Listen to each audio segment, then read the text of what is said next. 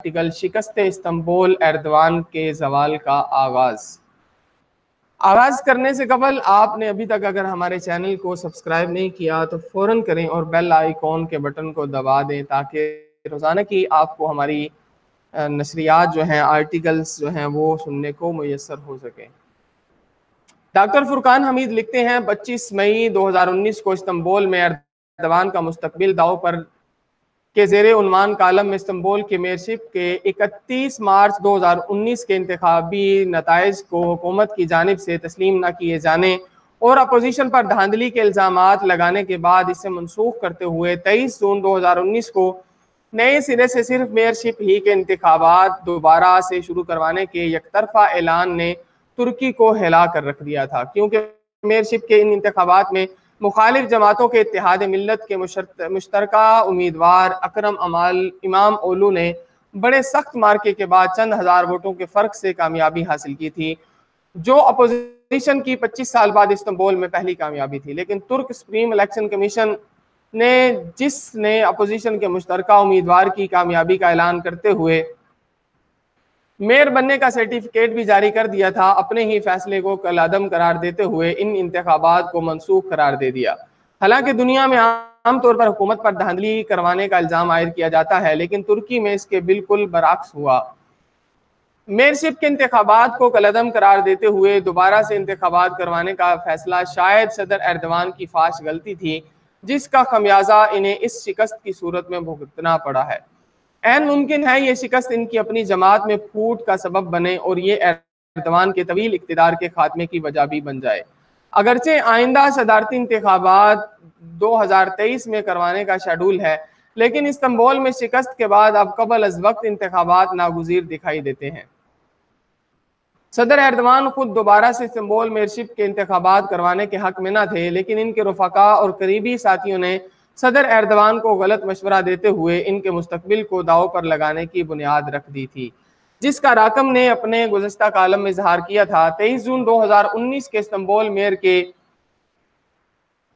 انتخابات میں برسر اقتدار جماعت کے امیدوار بن علی یلدرم، جو کہ اس سے قبل ملک کے وزیر اعظم اور بعد میں قومی اسمبلی کے اسپیکر بھی رہ چکے ہیں،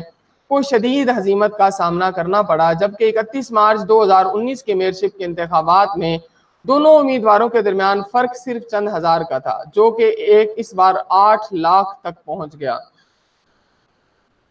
اور اپوزیشن کے امیدوار اکرم امام اولو نے 54% ووٹ حاصل کرتے ہوئے تاریخی کامیابی حاصل کی، جبکہ برسر اقتدار جسٹس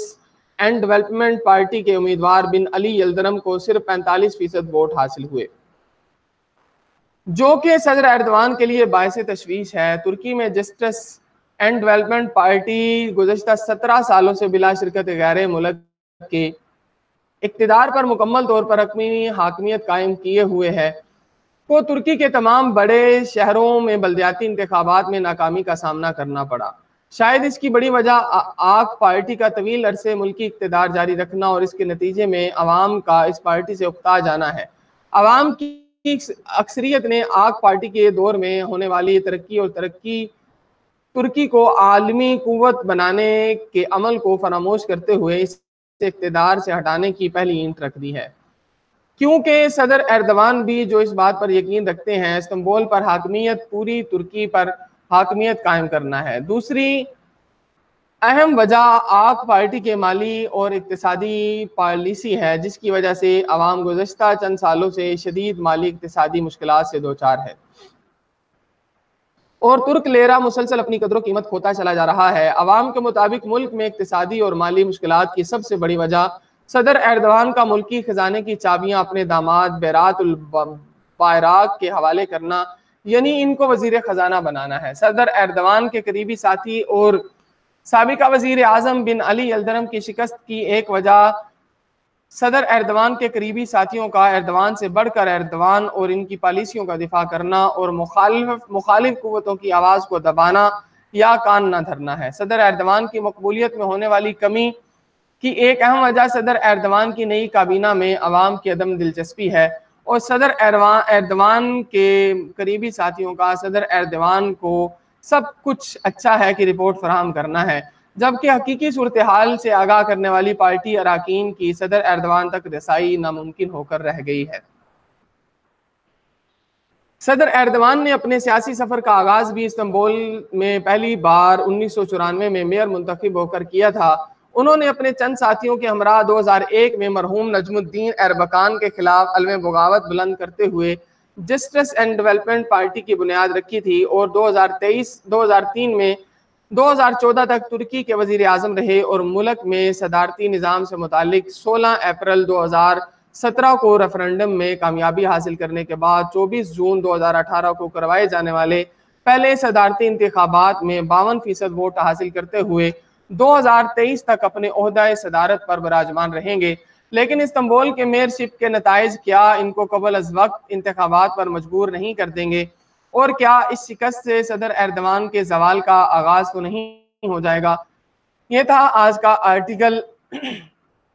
ترکی کے سیاسی معاملات کے اوپر ڈاکٹر فرقان حمید صاحب کا، شکست استنبول ایردوان کے زوال کا آغاز۔ اگر آپ نے ابھی تک ہمارے چینل آرٹیکل وائس کو سبسکرائب نہیں کیا تو فوراً کیجئے اور بیل آئیکن کو دبا دیں،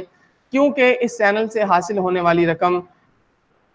اسلام الخاتم پبلک سکول میں پڑھنے والے یتیم، غریب اور مسکین بچوں کی تعلیمی کفالت کرنا ہے۔ برادرم، یہ تھے کالم آرٹیکل آج کے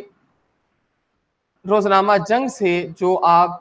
کے سامنے پیش کر دیے گئے ہیں۔ اگر ابھی آپ کو ہماری ویڈیوز پسند آ رہی ہیں، انہیں لائک کیجئے، شیئر کیجئے اور ہمارے چینل آرٹیکل وائس کو سبسکرائب کیجئے۔ والسلام علیکم ورحمۃ اللہ وبرکاتہ۔ پاکستان زندہ باد،